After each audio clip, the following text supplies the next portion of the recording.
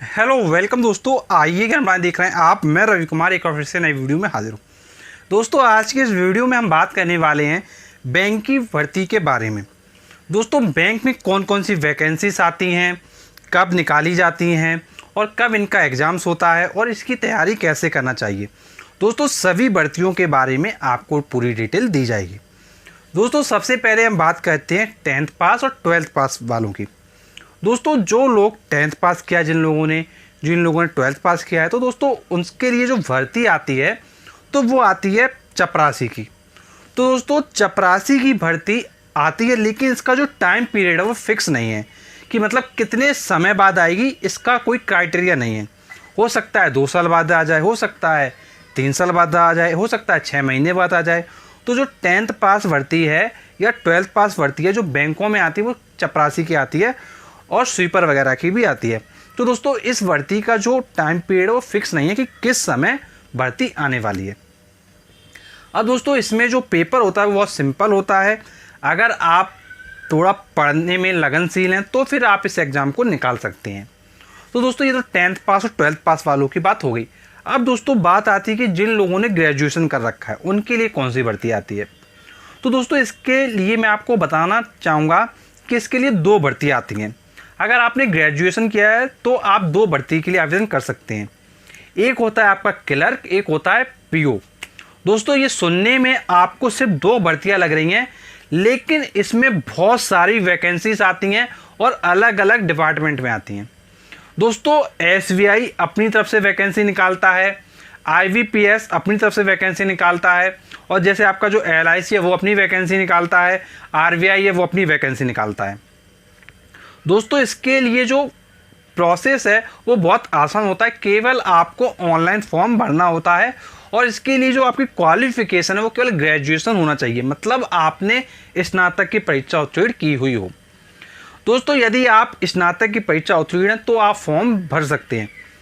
दोस्तों एक बात आप ध्यान रखिएगा, इसमें सबसे अच्छी बात यह है जितनी भी आईबीपीएस की वैकेंसी आती हैं वो आईबीपीएस वाली वैकेंसी में केवल आपको स्नातक में पास होना जरूरी है, तो आप सभी आईबीपीएस की वैकेंसी के लिए फॉर्म भर सकते हैं। दोस्तों इसकी ऑफिशियल वेबसाइट्स है, वहाँ पर आप डे बाय डे अपडेट्स को भी चेक कर सकते हैं। दोस्तों यदि आपको नहीं पता है कि कौन सी वेबसाइट है तो दोस्तों आप कमेंट बॉक्स में कमेंट करके भी पूछ सकते हैं। दोस्तों ये एक बात आप ध्यान रखिएगा कि जब भी आप फॉर्म फिल करें तो एटलीस्ट उसका जो क्राइटेरिया है उसको ज़रूर चेक करें, क्योंकि दोस्तों अगर क्राइटेरिया अगर आप फुलफिल नहीं करते होंगे तो फिर आपके लिए प्रॉब्लम हो जाएगी। तो दोस्तों ग्रेजुएशन करने के बाद आप आवेदन कर सकते हैं। दोस्तों इसमें कुछ चीज़ें मैं आपको और बताना चाहूँगा कि इनका जो एज का क्राइटेरिया है क्लर्क का और पीओ का ये अलग अलग है। यदि आप पीओ बनना चाहते हैं तो आपकी जो मिनिमम एज है वो 21 साल होनी चाहिए। यदि आप 21 साल के नहीं हैं तो फिर आप पीओ के लिए आवेदन नहीं कर सकते हैं, भले ही आपने ग्रेजुएशन कर लिया हो। और दोस्तों क्लर्क के लिए जो क्राइटेरिया होता है वो ग्रेजुएशन है, लेकिन यहाँ पर आपकी मिनिमम एज यहाँ पर भी होती है, तो उस मिनिमम एज को आपको फॉलो करना पड़ता है। तो दोस्तों अगर आप मिनिमम एज या फिर बियॉन्ड एज के ऊपर चले जाते हैं तो भी फिर आप आवेदन नहीं कर सकते हैं। अब दोस्तों यहाँ पर बात आती है कि क्या सब्जेक्ट्स आते हैं, क्या क्वेश्चंस पूछे जाते हैं। तो दोस्तों यहाँ पर मैं आपको बताना चाहूँगा कि आपका पेपर चाहे क्लर्क का हो चाहे पेपर आपका पीओ का हो, इन दोनों में पहले आपका प्री होता है फिर मेंस होता है। अब दोस्तों प्री में क्या होता है, आपका रीजनिंग आता है, मैथ्स आता है और इंग्लिश आता है, और ये जो पेपर है वो आपका 100 मार्क्स का होता है। अब दोस्तों इसमें जो कट ऑफ होता है वो काफ़ी हाई जाता है। तो दोस्तों आपको क्या करना है, आपको अपनी कैटेगरी के अकॉर्डिंग कट ऑफ देखना है। दोस्तों यदि आप चाहते हैं कि मैं आपके लिए कट ऑफ का वीडियो बनाऊं तो दोस्तों आप सभी लोग कमेंट बॉक्स में ज़रूर बताइएगा। यदि ज़्यादा कमेंट आते हैं तो हम डेफिनेटली आपके लिए कट ऑफ का भी वीडियो लाएंगे। तो दोस्तों आपको ध्यान ये रखना है, यदि आप क्लर्क के लिए आवेदन करें तो आप प्री का कट ऑफ देखिए कि प्री में कितना कट ऑफ जाता है। यदि आप पीओ के लिए आवेदन कर रहे हैं तो आप पीओ का देखिए कि पीओ में कितना कट ऑफ जाता है। दोस्तों पीओ का जो कट ऑफ है, जो क्लर्क का कट ऑफ है, उसमें काफ़ी चेंजेस होता है, उसको आप जरूर ध्यान रखिएगा। जो पीओ का पेपर है उसका जो लेवल होता है वो टफ होता है एज कंपेयर टू क्लर्क। और दोस्तों एक बात ध्यान रखिएगा, कुछ लोगों के मन में गलत फहमी पड़ी हुई है कि जो लोग एसएससी की तैयारी कर रहे हैं वो बैंक का एकदम जरूर निकाल लेंगे। ऐसा कुछ भी नहीं होने वाला है, क्योंकि बैंक का सिलेबस अलग है, एसएससी का सिलेबस अलग है। तो दोस्तों इस चीज़ को आप समझ लीजिए, मैं आपको बता दे रहा हूँ इस वीडियो के माध्यम से। आप ये बिल्कुल मत सोचिएगा कि एसएससी का सिलेबस और बैंक का सिलेबस सेम है। दोस्तों बहुत बड़ा डिफरेंस है, इसको आप अगर सिलेबस देखेंगे तो आप ऑलरेडी समझ जाएंगे। दोस्तों अब आपको ये ध्यान रखना है, प्री के कट ऑफ के बाद आपको देखना है मेंस का कट ऑफ। मेंस में आपके सारे सब्जेक्ट्स आते हैं, आपका जनरल अवेयरनेस भी बढ़ जाता है। तो दोस्तों जनरल अवेयरनेस को भी आपको तैयार करना पड़ता है। दोस्तों आपको 6 मंथ का जनरल अवेयरनेस पढ़ना होता है। दोस्तों मिनिमम टू मिनिमम आप 6 मंथ का पढ़ के जाइए, जिससे कि आपका जो एग्ज़ाम है वो आसानी से क्रैक हो सके। अब दोस्तों इसके बाद हम बात करेंगे ग्रेजुएशन के बाद जो लोग पोस्ट ग्रेजुएशन किए हुए हैं या फिर जो लोग बीटेक किए हुए हैं। तो दोस्तों उनके लिए एक वैकेंसी आती है एसओ की, स्पेशलिस्ट ऑफिसर। तो दोस्तों बैंक में वैकेंसी आती है एसओ की। तो दोस्तों उस वैकेंसी के लिए भी आप क्या आवेदन कर सकते हैं। दोस्तों बीटेक वाले में क्या है कि सारी ब्रांचेस के लिए एप्लीकेबल नहीं है। तो दोस्तों उस ब्रांचेस को आपको देखना पड़ेगा। तो दोस्तों जैसा अभी मुझे पता है, जो मुझे ध्यान है, उसके अकॉर्डिंग सीएस वाले और आईटी वाले इसके लिए 100% एप्लीकेबल होते हैं। तो दोस्तों इसका जब आप आवेदन करें तो कम से कम एक बार नोटिफिकेशन ज़रूर देखिएगा।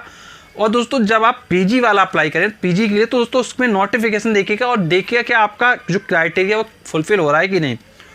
दोस्तों यदि आपने, जैसे मैं आपको बताऊं तो पोस्ट ग्रेजुएशन का जो क्राइटेरिया होता है वो थोड़ा अलग होता है, इसलिए जब आप उसका नोटिफिकेशन देखेंगे तो वो आप समझ पाएंगे।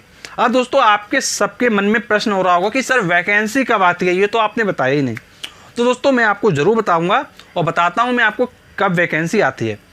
दोस्तों जो आपका जो बोलते हैं क्लर्क का पेपर, तो दोस्तों क्लर्क के लिए जो वैकेंसी है वो ऑलमोस्ट जून में आ जाती है, अगर हम आईबीपीएस की बात करें तो।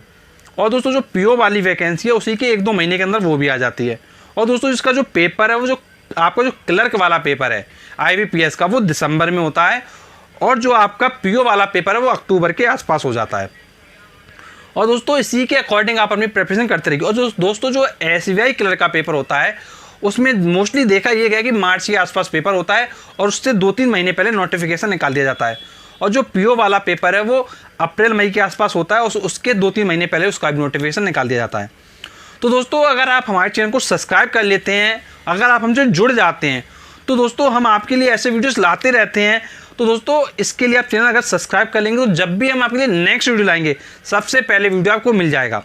और दोस्तों यदि कोई आपकी प्रॉब्लम है, कुछ आप हमसे पूछना चाहते हैं, कुछ जानना चाहते हैं, तो दोस्तों कमेंट बॉक्स में कमेंट करके अपनी प्रॉब्लम को पूछ सकते हैं। और दोस्तों जो एसएससी के प्रिपरेशन के वीडियोस हैं उसके लिए दोस्तों हमने एक प्लेलिस्ट बना रखी है एसएससी एमटीएस 2020।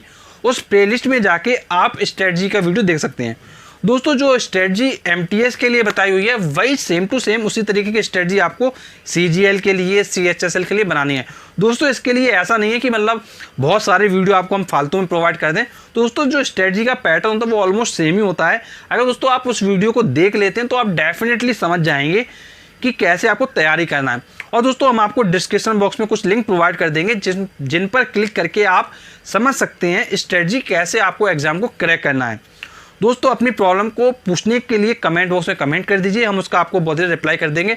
और दोस्तों आप हमारे फेसबुक पेज को ज़रूर ज्वाइन करें, उसको आप लाइक कर लें। दोस्तों वहाँ पर आपको मॉर्निंग अपडेट्स और जो भी इम्पॉर्टेंट अपडेट्स हैं, कब कौन सी वैकेंसी आ रही है, कब पेपर होने वाला है, कब एडमिट कार्ड रिलीज हो रहा है, वो दोस्तों सारी डिटेल हम आपको देते रहते हैं। दोस्तों इसके लिए आपको जाना है फेसबुक पर, सर्च करना है आइए ज्ञान बढ़ाएं ऑनलाइन लर्निंग वीडियोस। इस पेज को लाइक कर लेना है। लाइक करते ही जब भी हम कोई भी पोस्ट डालेंगे आपके लिए वो आप तक ज़रूर पहुंचेगा। और दोस्तों आपको मैं बताना चाहूँगा कि डिस्क्रिप्शन बॉक्स में भी फेसबुक का लिंक मिलेगा आपको। तो दोस्तों डिस्क्रिप्शन में जाएंगे तो आपको फेसबुक पेज का लिंक मिलेगा, उस पर क्लिक करके भी आप हमारे फेसबुक पेज तक पहुँच सकते हैं। दोस्तों इसी तरीके के वीडियो पाने के लिए आप हमारे साथ जुड़े रहिए। आपका बहुत बहुत धन्यवाद। आपसे हम मिलते हैं नेक्स्ट वीडियो में, तब तक के लिए शुक्रिया।